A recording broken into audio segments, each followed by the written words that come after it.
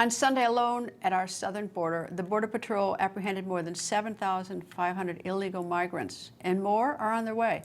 Colombian President Gustavo Petro predicts that in 2024, 1 million migrants from around the world will leave Colombia for the United States. These migrants no doubt pass through the Darien Gap, a very dangerous rainforest at the Panama-Colombia border.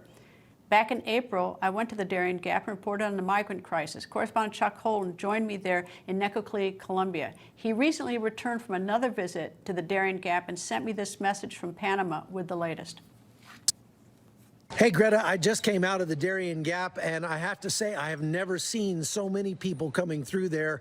When I started reporting on this back in 2012, 30 or 40,000 was a crisis for an entire year, but now they've got that many coming through every month. As a matter of fact, when we were there the other day, they had 4,000 people come through in one day.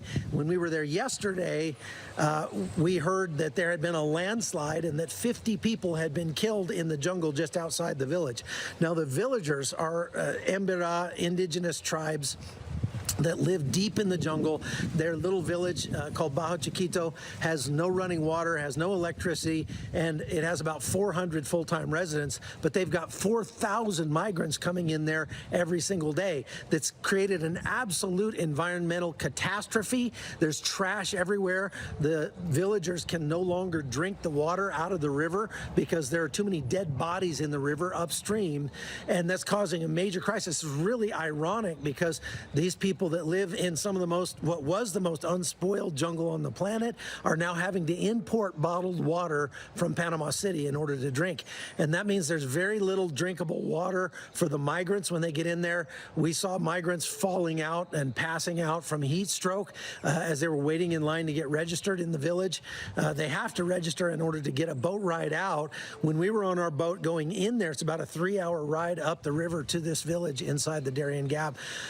We saw something like 167 boats with at least 16 people in every boat, migrants from all over the world headed out to the road, and then Panama puts them on buses and sends them immediately to Costa Rica. Those people, once they make it through the Darien Gap into Panama, within 2 weeks they will then be at the U.S. southern border.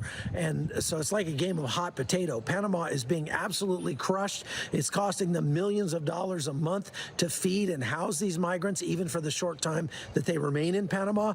The United States was just down here and pledged something like $200 million to help facilitate, not stop, but facilitate the migration coming through. So you're talking about 350,000 people already this year. That's 100,000 more than they saw for the entire year of 2022, and they're still growing. This is the low season. That means it's going to continue to get worse as the weather gets better in the Darien Gap between now and the end of the year. Back to you, Greta. That's Chuck Holton. What a spectacular reporter, isn't he? I mean, you really understand the story when he reports. And it's not just our southern border. In ordinary times, the Italian island of Lampedusa has a population of about 6,000 people, but these are not ordinary times. In just 2 days, the population's jumped from 6,000 to 13,000. This is because last week, over the course of 2 days, about 7,000 North African migrants landed on the island's shores. They traveled for about 24 hours in flimsy boats across the Mediterranean Sea. They risked their lives hoping to escape the political unrest in Tunisia. In July, Tunisia and the European Union signed a pact to decrease the flow of migrants.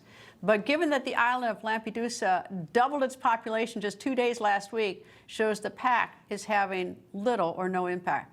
Yesterday, Italian Prime Minister Giorgia Meloni said that migrants who do not qualify for asylum will be sent back home.